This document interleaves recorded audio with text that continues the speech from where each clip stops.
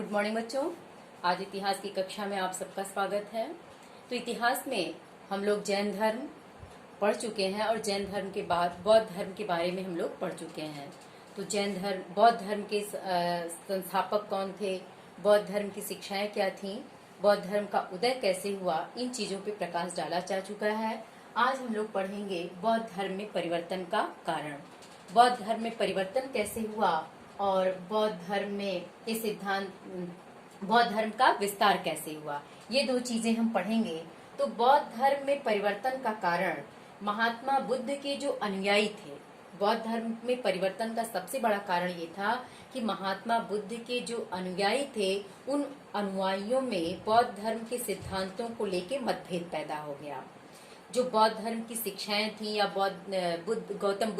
महात्मा बुद्ध द्वारा दी गई जो शिक्षाएं थी, उस शिक्षा को लेकर ही दोनों लोगों में मतभेद हो गया। आपसी जो वैचारिक मतभेद एक तरह से हो गया। तो वो वैचारिक मतभेद को लेकर के बौद्ध धर्म दो संप्रदायों में बंट गया, एक हीनयान, दूसरा महायान।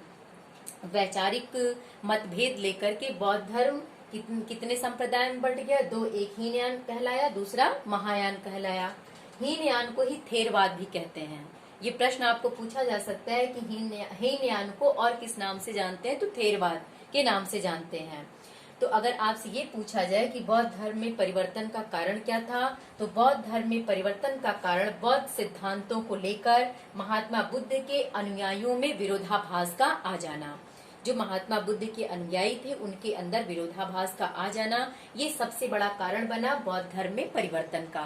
तो उस परिवर्तन के बाद बौद्ध धर्म दो संप्रदायों में बटा, एक हीनयान जिसको थेरवाद के नाम से जानते हैं और दूसरा महायान। तो हीनयान या थेरवाद, जो हीनयान संप्रदाय के संपादक थे, उन्होंने बुद्ध के सिद्धांतों को बिना किसी परिवर्तन के ही अपना लिया, जिन्हें थेरवाद भी कहा जाता है। तो हीनयान संप्रदाय के अनुयायियों ने बुद्ध के सिद्धांतों को बिना किसी परिवर्तन के ही अपना लिया और इन अनुयायियों के अनुसार बुद्ध महापुरुष थे, उन्होंने व्यक्तिगत प्रयास से ही निर्वाण को प्राप्त किया था। जो हीनयान संप्रदाय के थे, जिन्हें थेरवाद कहते हैं, इन्होंने बुद्ध के सिद्धांतों को बिल्कुल उसी रूप में अपनाया, उसमें कोई परिवर्तन नहीं किया और इन्होंने महात्मा बुद्ध को महापुरुष के रूप में माना कि एक महापुरुष थे और उन्होंने व्यक्तिगत प्रयास से ही निर्वाण को प्राप्त किया था। दूसरा संप्रदाय था जो विरोधाभास के कारण दो संप्रदाय बना, हीनयान या थेरवाद, दोनों एक ही है। दूसरा था महायान। इस महायान संप्रदाय के अनुयायी जो थे, वो महात्मा बुद्ध को बोधिसत्व या मुक्तिदाता मानते थे। महायान संप्रदाय के अनुयायी महात्मा बुद्ध को बोधिसत्व या मुक्तिदाता मानते थे। इनके अनुसार बुद्ध उनको जन्म मरण से मुक्ति दिला सकते थे। जो महायान संप्रदाय के अनुयायी थे, इनका ये कहना था कि बुद्ध उन्हें जन्म मरण से मुक्ति दिला सकते हैं, क्योंकि किसी भी संप्रदाय का अंतिम लक्ष्य क्या होता है? मोक्ष की प्राप्ति, जिसे मुक्ति कहते हैं। अब देखिए, इस तरह से तो बौद्ध धर्म में परिवर्तन का कारण क्या हुआ? अनुयायियों में विरोधाभास का आना। तो कितने संप्रदाय में बटे? दो, एक हीनयान या थेरवाद, दूसरा महायान। तो महायान के विचार क्या थे और हीनयान के विचार क्या थे, ये हम लोग जान लिए। अब हम लोग ये जानेंगे कि बौद्ध धर्म का विस्तार कैसे हुआ।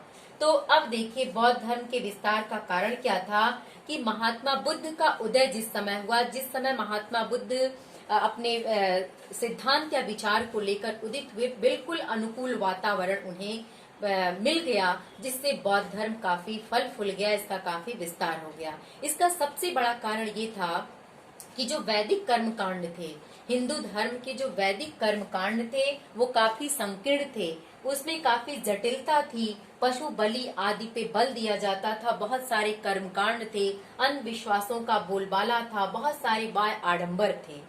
जो वैदिक कर्मकांड थे वो माने जो हिंदू धर्म था, हिंदू धर्म काफी संकीर्ण था। संकीर्णता के साथ साथ उसमें कर्म कांडों पे काफी बल दिया जाता था, पशु बलि दी जाती थी और बहुत सारे आडंबर थे।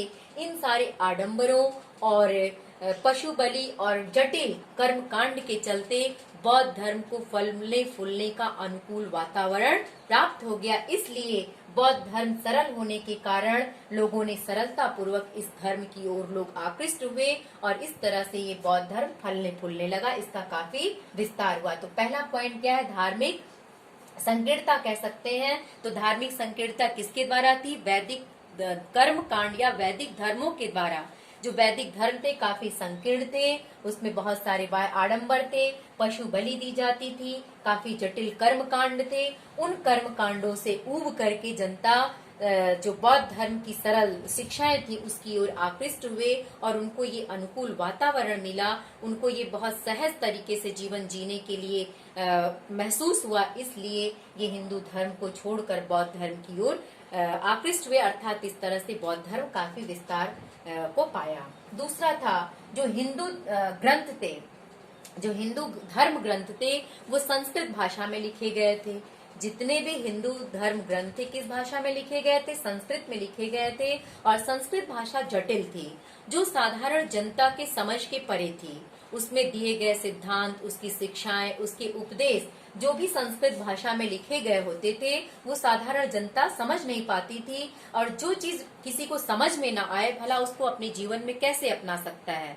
तो जब जनता जिस चीज को समझ नहीं पाई तो वो अपनाने के लिए भाई अपना ही नहीं सकती। और दूसरी चीज ये था कि जो बौद्ध धर्म की शिक्षाएं थी या बौद्ध धर्म के जो ग्रंथ थे वो साधारण पाली भाषा में लिखा गया, जो साधारण जनता को बहुत सहज तरीके से समझ में आ जाया करता था।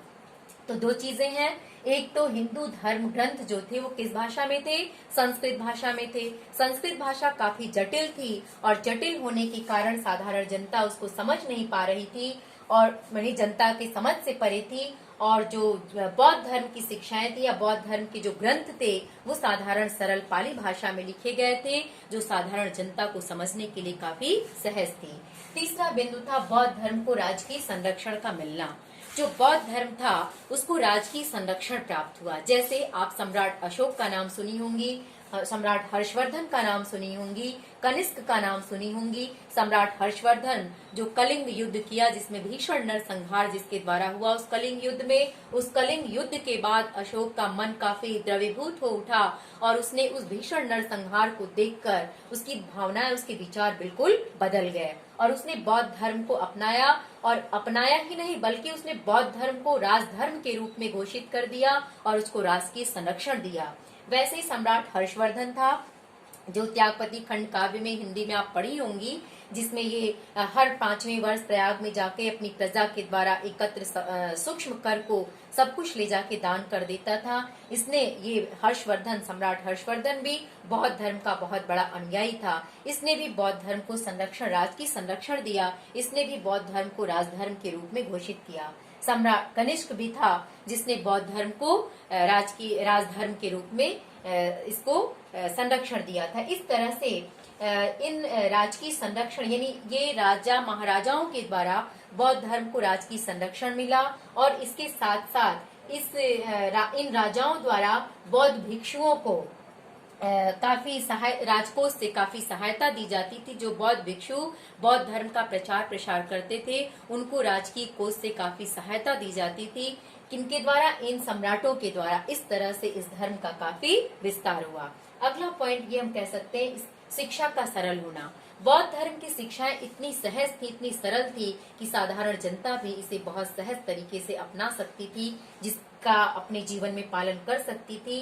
तो इन शिक्षाओं, इनकी सरल शिक्षाओं से प्रेरित होकर विशाल जनता इस बौद्ध धर्म की ओर आकृष्ट हुई और इस प्रकार बौद्ध धर्म का काफी प्रचार प्रसार हुआ। तो आज के लिए सिर्फ 2 प्रश्न आपको है कि बौद्ध धर्म में परिवर्तन का कारण क्या था और परिवर्तन के बाद ये कितने संप्रदाय में बटा।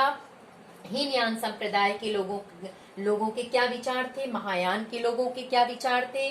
दूसरा, बौद्ध धर्म के विस्तार का कारण क्या था। बौद्ध धर्म के विस्तार का कारण पॉइंट वाइज में संक्षेप में फिर से मैं बता देती हूँ। धार्मिक संकीर्णता किसके, वैदिक धर्म की धार्मिक संकीर्णता, कर्मकांड और उनके पशु बलि और तमाम तरह के आडंबर से जनता उब चुकी थी, इसलिए बौद्ध धर्म को सहज रूप से अपनाने के लिए आकृष्ट हुई। तो मैं समझती हूँ कि आप इन सारे बिंदुओं को स्पष्ट रूप से समझ गई होंगी बच्चों। मैं बहुत संक्षेप में थोड़ा ही आपको बताई हूँ। तो कल अगला चैप्टर हम लोग पढ़ेंगे, इसी में बौद्ध धर्म के पतन का कारण देखेंगे। जैसे किसी चीज का विस्तार होता है तो उसका पतन भी होता है, तो विस्तार के कारण जाने, कल हम पतन के कारण जानेंगे। आज के लिए इतना ही। Thank you.